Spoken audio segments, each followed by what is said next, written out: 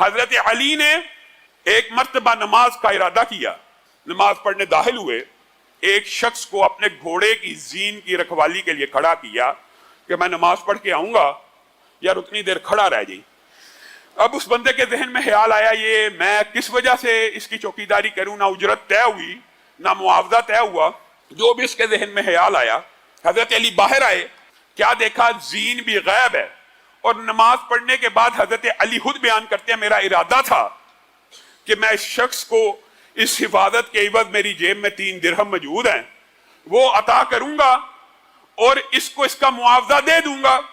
باہر نکلے، زین بھی غائب ہے اور بندہ بھی غائب۔ کچھ دیر بعد کیا دیکھتے ہیں، بازار میں پہنچتے ہیں، آپ ہی کی زین لٹکی ہوئی ہے۔